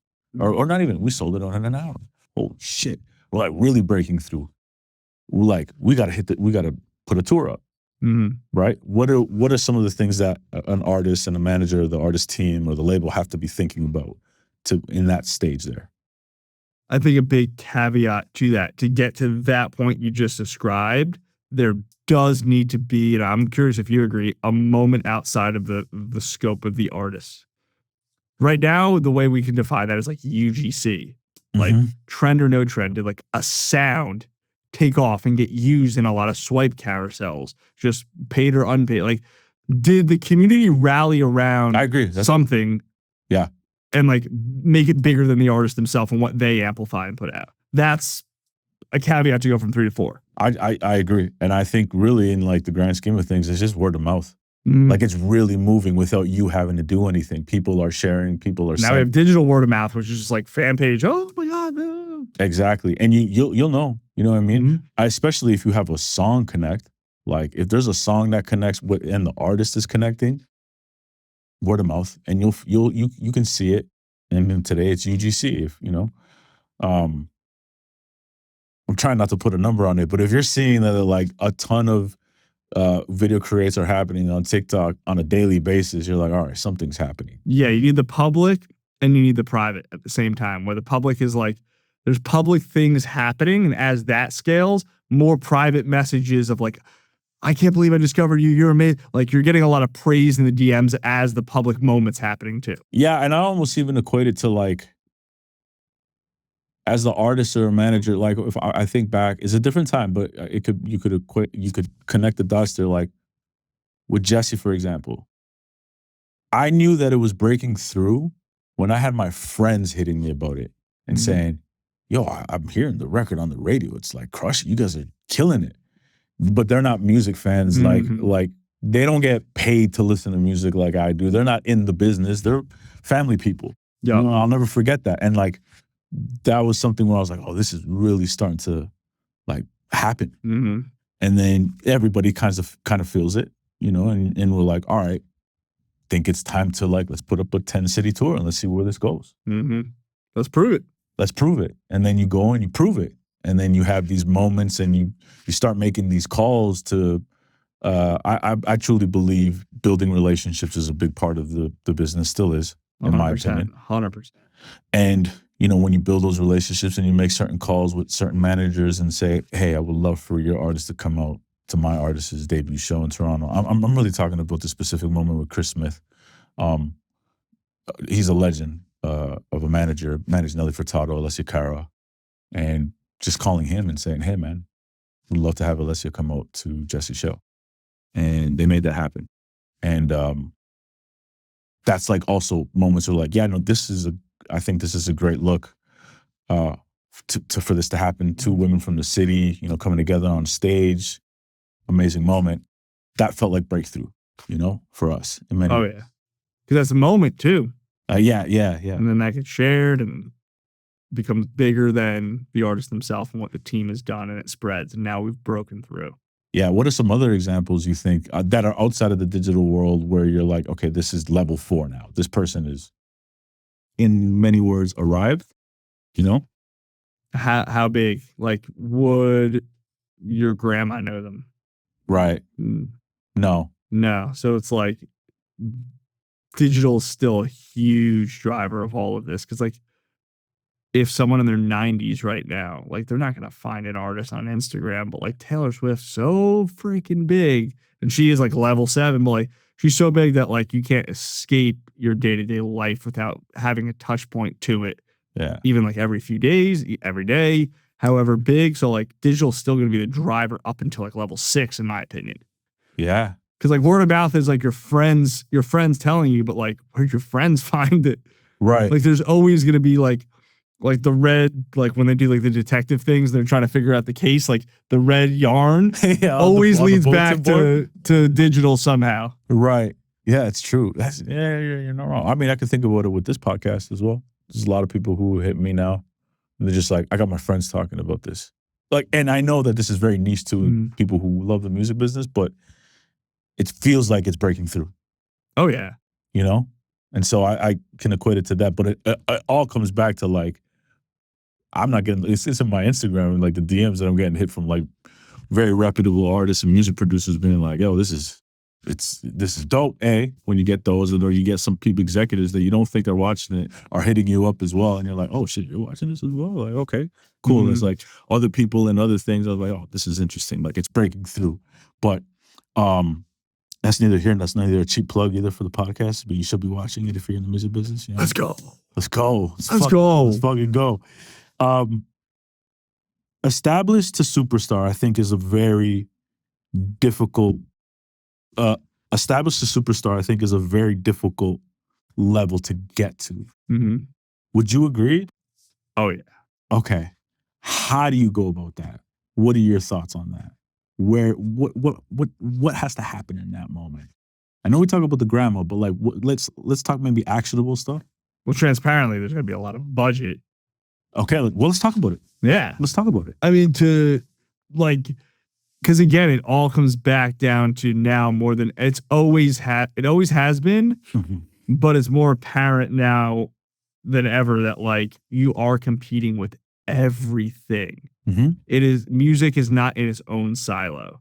So you've got to spend, if Coca-Cola or Lexus or whoever, whether it's like it used to be its own formats where like cars only advertised TV commercials, and then like music had radio, and then like the ads would come in on the radio to plug the cars, but like we're going back to the music, and that was like, but now like everything's competing everywhere. Meta ads managers like being used by Walmart as it is, you know, an artist management team or a label. So like you're competing with everyone. So how do you think you're going to break through and be as reputable and known as Lexus and not spend a similar amount of money as they're spending to cut through ads and this and like all these other marketing channels where the marketing amplifies? It's really mostly it's paid ads. Red Bull's a great example of that. Yeah. They have a lot of connection points, and they never show somebody drinking a can of Red Bull. Never. You never see the can. Never. You know what I mean? Yeah. That's a great brand, actually. I think that's one of the best. Yeah. They're amazing. What does that budget look like in terms of like spending the money? Like, how much are you saying here? I mean, they say the average to break through is $2 million. Yeah. 2 to 3 million. Yeah. To break through, to be a breakthrough artist or to be superstar? To break through, I mean, I think it's like, how are you allocating those dollars? Yeah. Like, because it's like, $2 million into a UGC campaign. Like, people know the sound, but who's the artist? Right. It's about being strategic, and it's like, what is like also like LTV? Like, what is the lifetime value working backwards spent up to that point? I think it's hard to put like, we're in the millions at this point. Yeah. The difference between 6 and 12, now we're getting granular, but like money, I think the big takeaway, at least for the audience, is like significant money has to be spent to amplify, because everyone else, other artists at this level or playing in this world, but also brands and companies, and the new season of Stranger Things is coming out. You don't think they're going to try to buy up every fucking billboard on Sunset, and they're going to run UGC content where they're getting a bunch of fan pages, fake paid influencers to post their conspiracy theories about season 5 of Stranger Things a month before it comes out to get the conversation started? So if we want Beyonce album, who's the producer on it, who are the feature conspiracy theories to happen at the same time Stranger Things are eating up the airwaves, we got to spend enough money as Netflix to buy up that space on the FYP.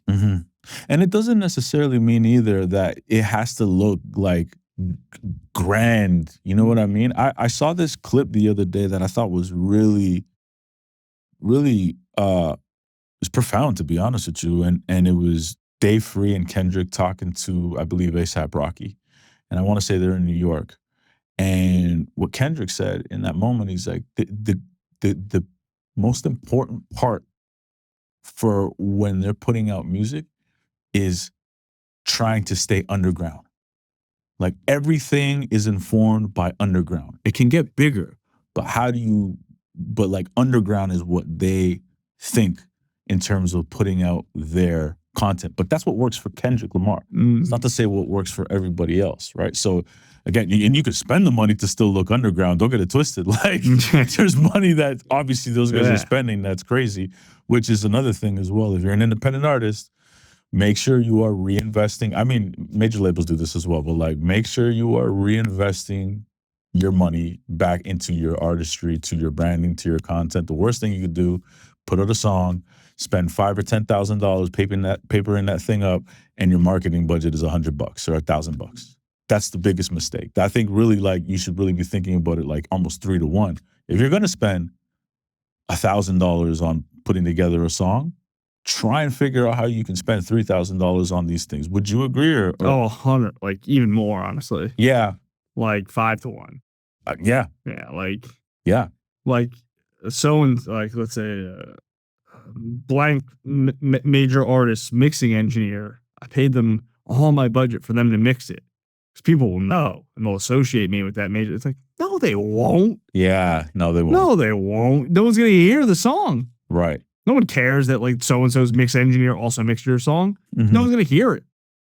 On that note, do you think a cosign still matters or no? I mean, I think people flock to what's already familiar. So if an artist or brand or really anything they already love associates themselves with something new, they automatically will feel it has greater value to them than if they're just finding it cold through like just discovery content from the artist. But if it's like discovery content from, I don't know, freaking Celsius, but like an artist is like drinking the Celsius in like some sponsored video, like that does have weight.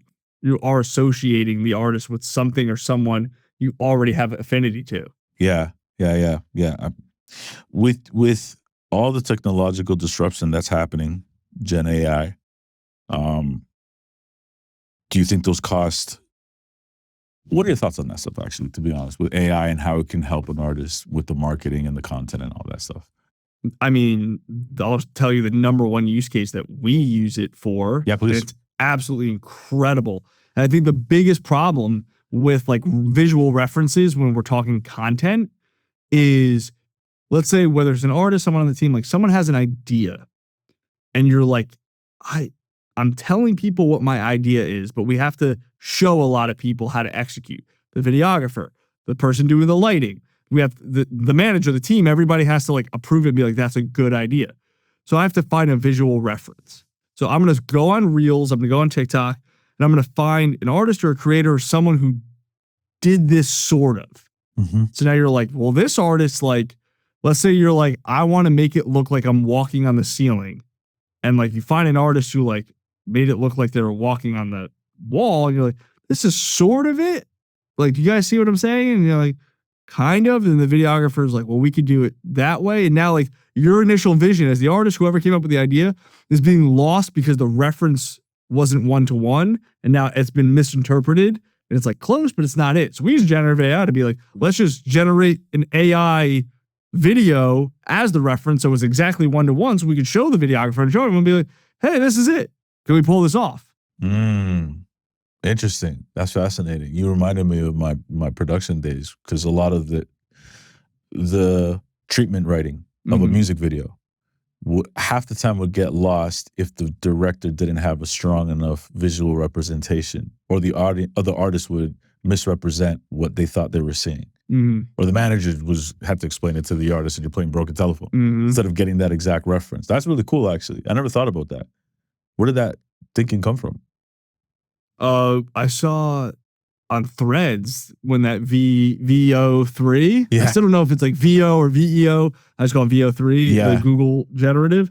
I just like that like kind of exploded out of nowhere. Yeah. And then I was like, we had a shoot coming up, and I was like, the way in which I'm trying to like explain how this band should like orient themselves I just can't find a reference for, and I don't want them to get it wrong. I'm like, let me try VO3. I was like, let's generate the band. Like the lead singer stands here and the drummer sits here and it looks like this. And I'm like, that looks exactly like them. And we're all like, okay, this is it. We have to start doing this. That's cool. That's cool. I want to talk about, I feel like a lot of this is helpful for the independent artists, but also even the majors. You're somebody who has been hired by the majors, and as of very recently, right? In the last 6 months or so. Mm-hmm. Talk to me about what that looks like, because I do want to talk about where and I should be clear. Big Loud Rock is an independent, but is distributed by UMG, if I'm not correct, right? Yeah, Republic Mercury. Republic Mercury. So the distribution is at a major, but Big Loud is an independent. Yes. Or operates as an independent. Yeah. So you've now been hired. I'd love for you to talk about why an artist should sign to a major label or an independent that is distributed by a major that has the major resources. Because I do think that major labels tend to get a bad rep, but I don't think it's all bad. I think there are a ton of success stories. And to your point, like if you want to compete and you want to get to these level 6, they're mostly on majors, those people. So I'd love for you to talk to me about, that journey of you going to and working at a label. And then what is it that you guys are doing that is right? Or what are major labels that are doing that are right? 100%. Yeah, I think the bad rep comes from people saying it's just money.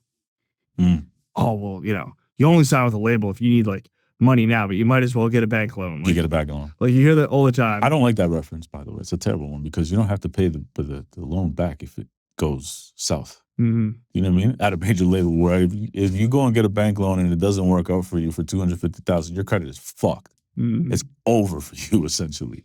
Anyways, and that used to be like the big qualm, and I'm sure that has been like case by case. There's instances you can point to where like an artist just signed because they needed cash now for something. Sure. And the label involved was like, we also agree, like we think we could have an ROI on this, and we'll do nothing. We'll just give you the money. You release a song, done. Mm-hmm. That's happened, but that's not every story ever, and that's not what a label in 2025 needs to do. It's about support. It's about everything that we've talked about. Like, are they supporting you in figuring out, no matter how big you are, figuring out and iterating on and supporting you in everything that is your brand and making you feel like your brand voice is actually your brand voice? Do you have that support system that understands that you can lean on? Do you have a full in-house content team? And this is what my department does. You have a full in-house content team where you don't have to look to the left or to the right and say, hey, my friend's cousin or so-and-so could film. Can the label pay for it? I don't really like this editor, but the label's not giving me anyone to edit my stuff, and I don't have time because they need me to deliver all these songs. Can we pay for this editor who I found on Fiverr? Like, that should not happen. Mm-hmm. In 2025, a modern record label needs to have a situation where the artist never has to look anywhere else but internally and feel supported throughout all stages of branding, content, and marketing. And that's the biggest value add that can happen, because as someone who also still has a functioning agency, you don't have that like marriage. Mm-hmm. We're still dating at the agency stage. And that's why I still have both, because it's given us a great overall infrastructure of like, this is the dating stage. And it gives us a great opportunity to say, this person they have all the tools, check all the boxes, work ethics out of control. It might be worth the conversation to talk about over here and bring them to the marriage phase, but they're used to that support. And that's like what just the industry as a whole is moving to. And if it's not, why would an artist want to sign somewhere if it's just a financial reason and not because they know that they're getting that support system through what we've kind of touched on as like the bad parts of the job. Right. How did you get involved with the label? So I started consulting on what the build of the department, of audience engagement and digital marketing would look like. And then how did you get to that though? So the funny story is we went in just for an initial meeting, just from my content, just, hey, like, we want to meet you, just say what up. And then I was like, I loved that conversation. Like, I love the people. I'm like, let me just kind of show them like, let me just take a risk. Why not? Right? Like I have no goals. So I made a video, great artist, terrible marketing. And I just like ripped apart one of the artists on the roster, like just completely like ripped apart the entire content strategy, knowing like, and again, this is why it's not about how many views, it's who views, like even as an artist, like are the right people seeing it. Didn't even really do that well. Everybody in the building saw it, called me back in, and they're like, we saw the video, like that was awesome. Can you come back in for another meeting? And then that's where we had talked about, okay, consulting on the build of the department. And then within like 2 weeks of just consulting, they were like, can you just build it and be the department? I was like, so there was no department prior to not you doing fully focused like at the level in which we're at now and building it. Okay. And this happened in February? Yes. And today we're in July. Mm-hmm. By the time this comes out, probably August or September. What did you build? So where did you start and where's it at now? So we started, it was myself and my VP, Anthony, who came over from the agency side, and also anecdote on him. We met my first day in LA. He's a songwriter, producer, and we were doing sessions together for like 2 years. And the first song we ever wrote, our reference was Last Night, Morgan Wallen. So it's like such a full circle moment now. Crazy. So we were the first two together, and then we started to build our team slowly, like editors, videographers, strategists, producers, directors, and now we have at Unleashed, sorry, or at the label. At the label. At the label. The same system that we run at Unleashed in the agency. Like we need the artist support with videographers, editors, directors, shot lists, production, even if they're filming themselves. How do we give them like a virtual experience that would be if we were on set with them? Yeah. That's how we still operate to this day. We've built the department out now to where a lot of the artist rosters in Nashville, some is in LA, some are also scattered throughout. We've got, our base team here in LA of 14, and then we've got about 4 more down in Nashville between videographers, editors, people that are consulting. There are people that we have on retainer, but like there's kind of still full time, but we have like an awesome just whole situation. 18 in 6 months. It's a priority at this label. And you feel like this is the most important department at every label at this point? Yes. Okay. 100%. We all kind of collectively feel that way because the content feeds the marketing feeds the content, and the branding informs the content. Mm-hmm. So like if the branding informs the content, and we have a marketing department outside separate from us, and they're incredible because we work together. Okay. Our content feeds their grander marketing strategy of how do we amplify the content, and vice versa. And marketing says, well, when we amplify this kind of content for this artist, it yields great results. Let's make more content like that. So when we do the next song, us as the marketing department can use those same marketing channels to amplify that same kind of content. So we work together, 2 different departments. Was that being developed at the same time as your department was being developed? There was a marketing department at the time. They've also expanded as well. Okay, at the same time. So come with that capital, man. that publicly traded money that allows you to build it out to that level, right? Yeah, we have a great situation across the board, and it's only going to grow because this is where everything starts. We have to support them in the branding. The minute a new artist signs, we have to have those conversations. They have already an incredible brand. Great. Still at least explain it to us so we're informed, so we know. Let's take that. Let's support you fully from the top down, full suite on the content side. And then that all goes to the marketing department and they amplify. How do you know who to hire and why did you make those hires within those 14 to 18 people? You don't have to go into the detail unless you want to, but what made you decide we need this, we need that, we need this? We look at it, and credit to Joey Moy, our president, because he came up with this analogy of it's the publishing company. Like we are just the content version of the publishing company. Our editors and our videographers are the producers, our strategists are the songwriters, and then our director is like the executive producer / mix engineer. So it's like we need to be able to pair artists with a producer and a songwriter and an engineer, kind of create that like group that they trust.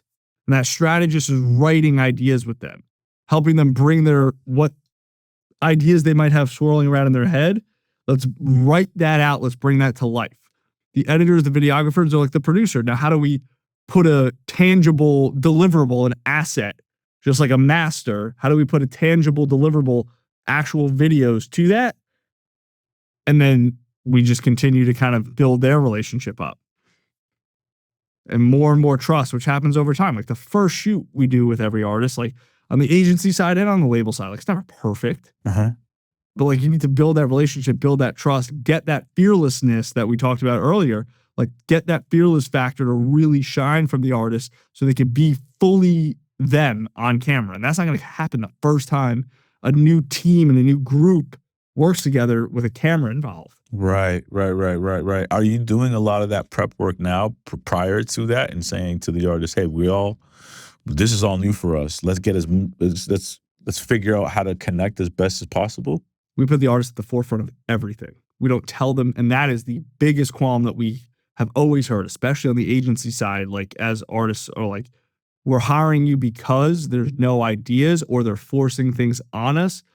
We are the total opposite. Okay. We don't do anything that is like a sole idea of somebody in the building or in the company or in the agency that the artist didn't formulate from them somehow, some way that they've got buy-in on, that they've approved, that they've subscribed to, and that they're willing to do.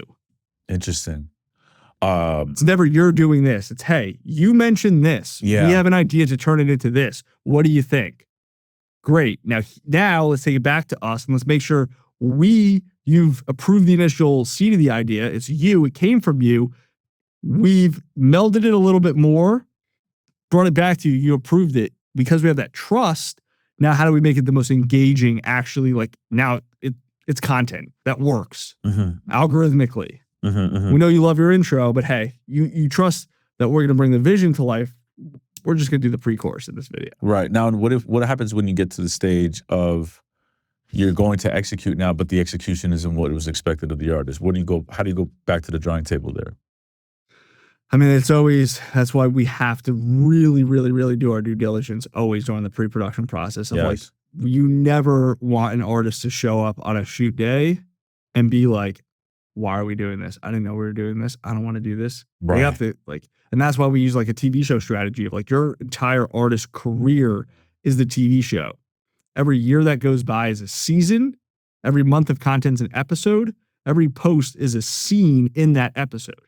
Just like Friends or How I Met Your Mother or any of these shows, like the overall show has a storyline. Each season has its own, but each episode has its own plot line. And then there's like individual scenes that'll pop off on social media. Like, oh, that one scene from that one Office episode. Wow. So we're like, okay, that's how we look at it. Everything's got to serve the overall That's brilliant. grander story. Each post is the scene. It's got to serve the episode, which has got to serve the season, which has got to serve the show. So what is our narrative? What are we going through right now? And the artist has to be at the forefront and the driving factor of those conversations. So then when we're actually planning that month's worth of content and doing that shoot, they are showing up knowing like, this is my TV show. I'm the director. I'm the writer of my show. This is the crew that brings it to life. But at the end of the day, it's my show and I'm excited to do it. And we're not just going to rush a shoot to rush a shoot. And that's like one of the other incredible things about everybody at the labels. Like we know that we have to get it right. So if we have to move release dates, if we have to move things around to make sure that like the artist is bought in and it all feels them and they're like showing up ready to roll, and the process is going, then we go. Because you could sense as the viewer, the label made this artist film this one lip sync visualizer and that you could tell they didn't want to do it. We don't want that. That should never happen. Right. So we got to just keep revising what it looks like until they're like, I can't freaking wait for the shoot day. I hate content. We've had the ship turn around so many times with Unleashed and Big Loud of like artists that like came in like, oh man, I just want to make music. I don't want to make any content. And now they're like, when's the next shoot? That was freaking great. I can't believe like you guys got me like that on camera. And I didn't think I could be that way. And this, I always thought this was a cool idea, but I didn't think I would do it for myself. And like, when you see that passion and emotion come out of someone who like didn't want to do it allegedly, it's the best. How important is that passion and emotion within the record label? It's a necessity. Yeah, because I find that sometimes you have people that are at the major label that have been there forever and they're just, waiting to get the pension. Do they have pensions here in America? Is it pension? I want to say it's like you're getting to your retirement. Like it's just like the 401k. that's it. That's Canadian shit. Okay. So in Canada, when you're trying to get to your pension plan, basically to get your retirement, so your 401k, it's like, they got people who are just going through the motions. You would say that the passion and the excitement is absolutely necessary. And it sounds like at Big Loud, and this is an endorsement for them. I don't know the people there, but it sounds like that team is firing on all cylinders. You got people who are just hungry. They don't treat it like a job, it seems like. It's not. It's another dream job. And I always we do our daily meetings within the department every day. And I always say half as a joke, but also kind of serious of hey, listen, there's, a million different ways to get by in the world. Bank, pharmacist. But if you're not in this past, hey, I clock in at 9, I'm out at 5, and you're not passionate about this because it is what you love, and you have all these intangible things within you where you're I love this artist. I have to make sure that they feel supported so that they can be at a level to where I know they can get because they are changing lives with their music. And if you're not going in every day like that, then there is a bank, there is a pharmacy, but we have to cultivate a team where that is the standard. Excellence is the standard, and that excellence comes from passion. I had an incredible conversation with Nick Ruff. I'm not sure if you saw that. Yeah, he's the man. We got coffee the day after that podcast launched. Really? Yeah. Did you? What, you called him, or you just happened to? He hit me up the day that I was watching. It was amazing. Serendipity. We're talking about you. Okay, amazing. Hopefully, good things. The best. Appreciate that. Checks in the mail. Nick really broke down what A&R looked like when he was in the building. Does A&R still function that way in the building where you're working at? Yeah, I mean, A&R is very much when it is the publishing company, it's just all about support at the end of the day. Yeah. And I won't speak too much on that because it's not my department, but it is support. But are you communicating with them on a pretty regular basis? Not too much when it comes to informing any decisions either way. Yeah. But it's having that unified front across the different departments and saying, hey, if an artist says something to whether it's A&R, marketing, radio, of they're feeling this way, how can we all collectively come together with the same unified front on how to, uplift that and support that without it being well, this person thinks this and this person told me this. It's no, how are we and we do that so much, and it is a smaller team comparatively to other massive corporations to where we can kind of come together before, there's a response delivered so that we all know this is how we're addressing this situation and make sure that the artist feels everybody in the building understands where they're coming from or why they brought this up. And then they walk away being wow, that was awesome. Everybody gets me. Yeah. Whether it's A&R who handles music or audience engagement who handles my content, they all are looking at my project, my livelihood with the same lens. I love it. And that's what we have to always be communicating on and bringing to them. Now, where do labels get it wrong, you think?